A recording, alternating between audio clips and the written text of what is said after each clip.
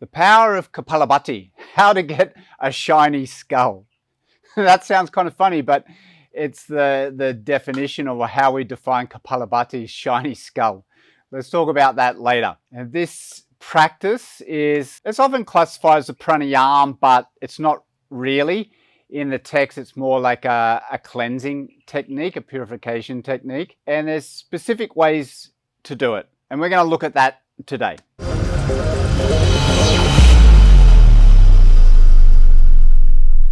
Hi, I'm Mark and this is Yoga Coach. It's a channel for yoga teachers who want to take their teaching to the next level, to step up.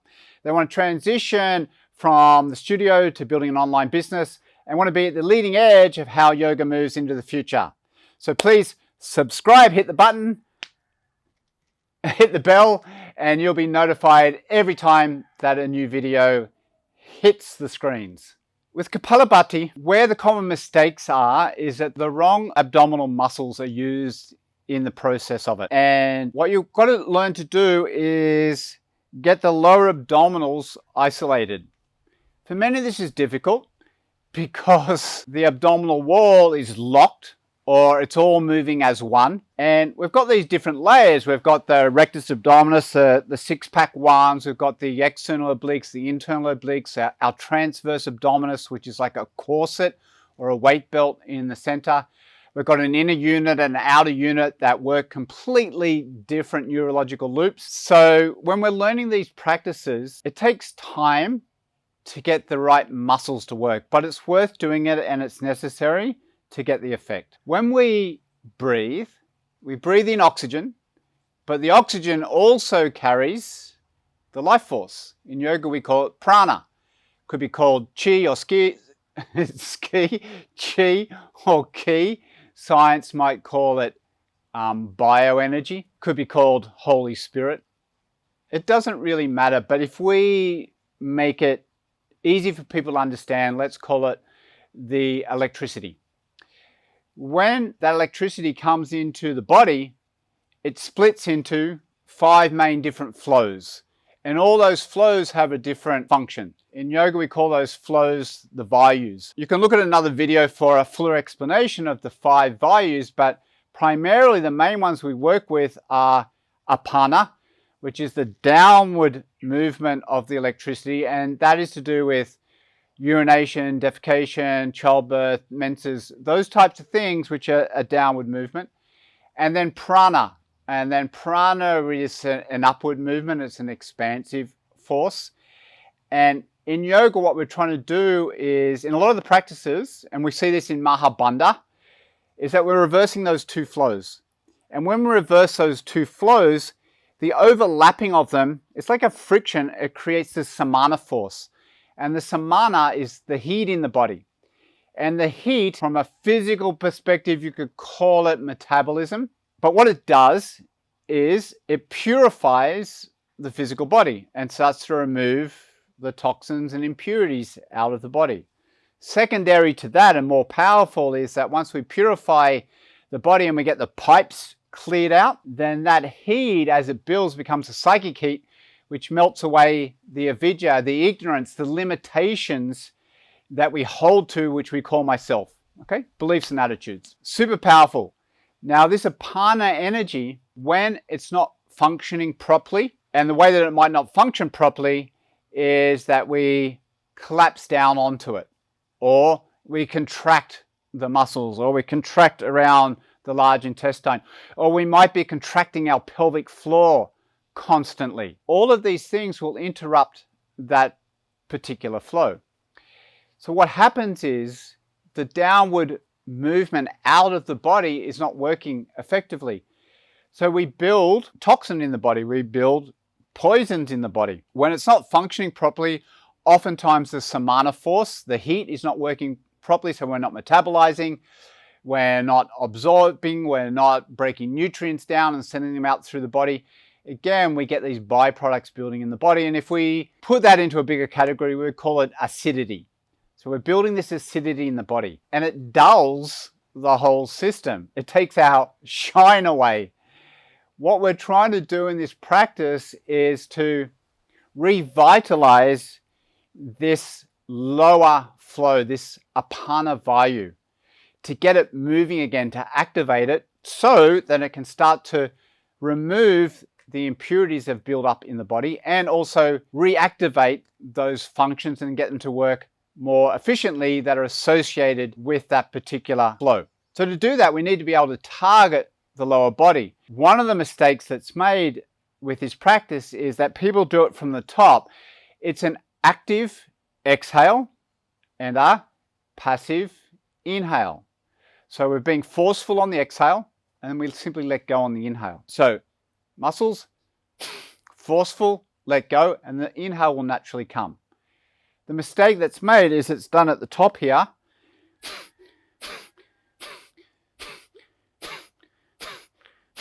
At the diaphragm. What we want to learn to do is access the lower abdominal muscles when we're doing the active exhale. This is down here. So it's these.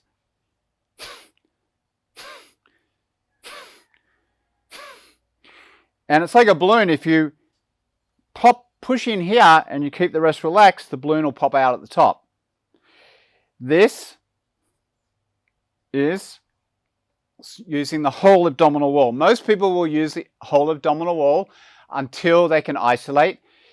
That is fine as long as the lower abdominals are part of that movement. But by and by, we learn just to isolate. So if that's the lower, then the whole is this.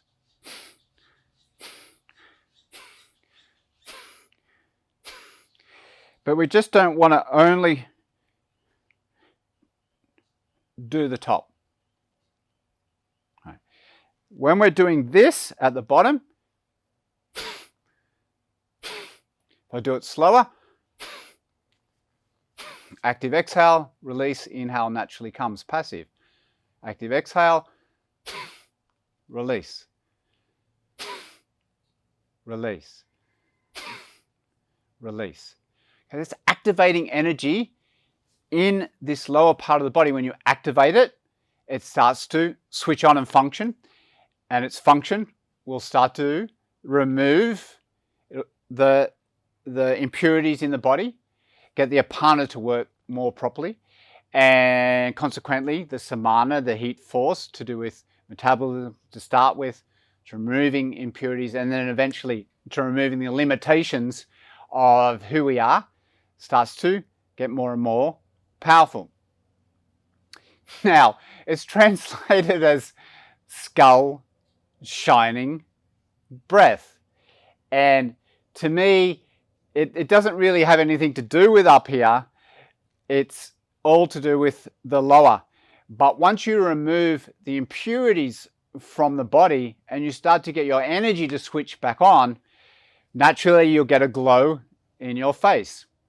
Also, it's oxygenating the system in the sense of, which a lot of people don't understand, is that in yoga we want to work with less breaths. And we're often working with the exhale because as we build carbon dioxide in the system, which is working more on the exhale, this practice, it's vasodilation. What happens is it opens to more oxygen, and through the Bohr effect, we actually, the oxygen that's carried in the red blood cells gets dumped into the cells of the body for more energy. A bigger topic, but that's kind of what happens. And as we build more energy, we get more shiny. So to me, that's the skull shiny part of it. But the most important thing is it's a cleansing practice, and it's working with activating the APANA, removing the impurities out of the body.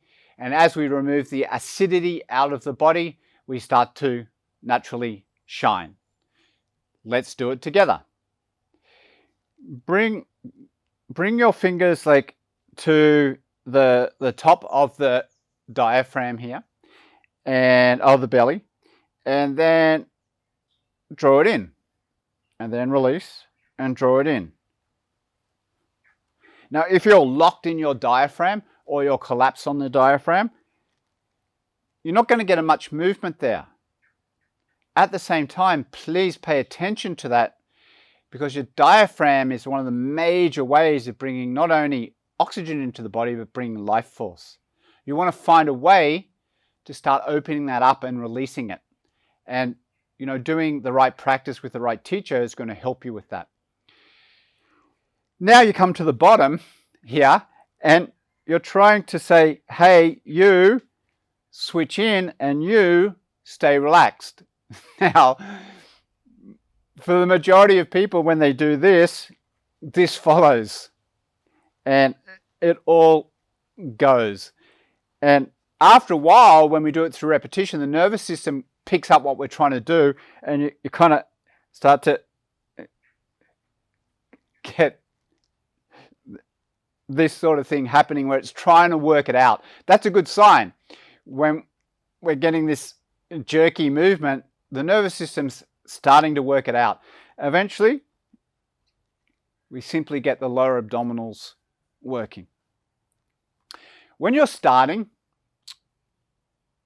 3 rounds of 20 is enough. It has lots of benefits, and you can read up on those online. There's plenty of practices around Kapalabhati. Many of them are not proven from a medical perspective. But let's say if we are focusing here, okay, then you're going to activate the energy here.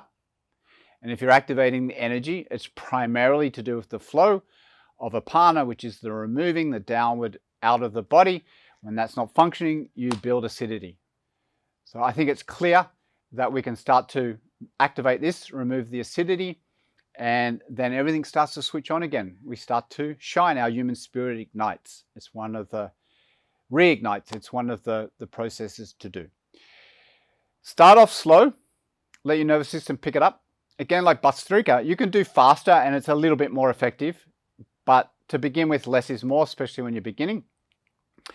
And you want to do it this kind of pace, like bang, passive, bang, passive, bang, passive. Before we start the practice, let's talk about any contraindications.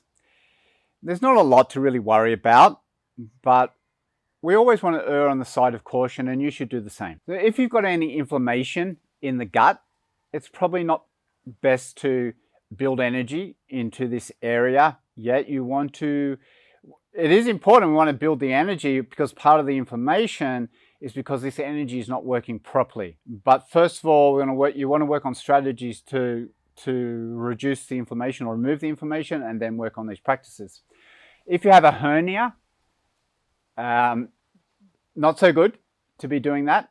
If you're on your menses, it's not a great practice to do at that time. If you've been doing regular yoga, then you know your body and you can self-regulate around that. But if it's new, if you're pregnant, especially in first trimester, let's totally leave it out of your practice at the moment. Come back to it, loop back around to it later. So inflammation, hernia, if you're on your menses, you can self-regulate. If you're pregnant, leave it out, especially first trimester. We don't want to be engaging into that lower part of the body. Let's do it together. Use your fingers to start with as biofeedback. Eventually, you don't need to do that. All right. We're going to start in 3, 2, 1, boom.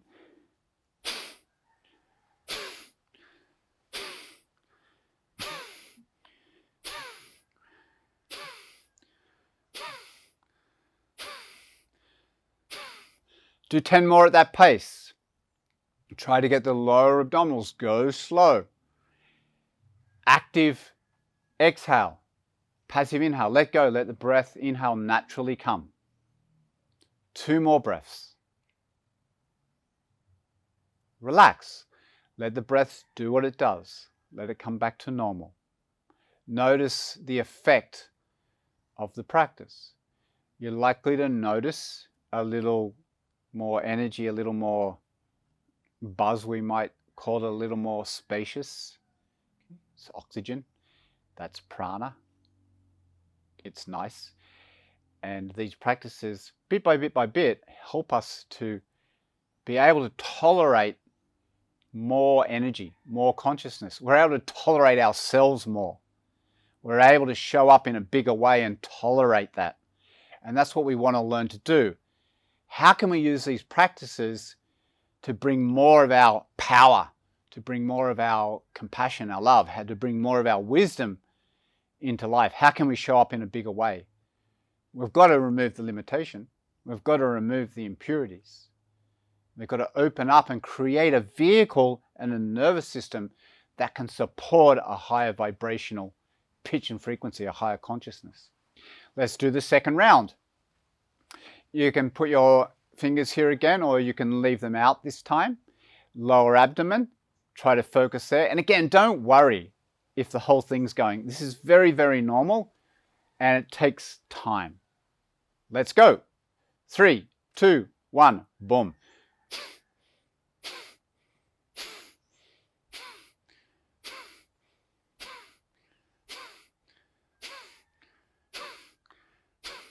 Ten more. Active exhale, passive inhale. Enjoy it. Don't get too caught up in getting it right. 2 more breaths. Relax. Let the breath happen. Feel the sensations of more oxygen, more prana.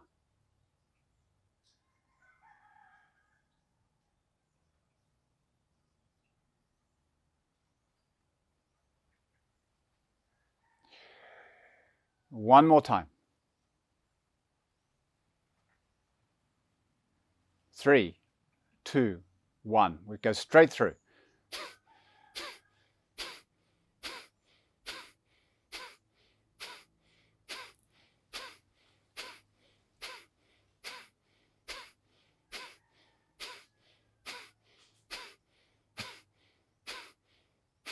Come back to your normal breathing. Check in and notice. Is your skull shining? You're probably going to feel some glow, some energy. Let it flow, let it glow.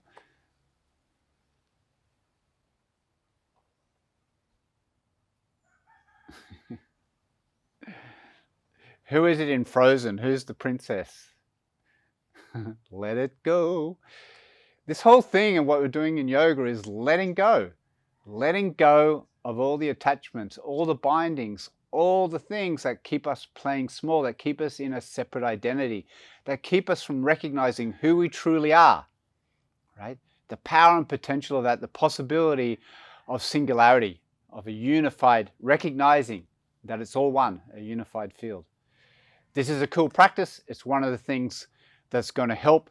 If you find it of value, we're going to do many, many more of these practices to help you step up, to help you understand as a teacher, to help you teach it correctly. So please like, share, and comment. Single-handed namaste, shaka, peace.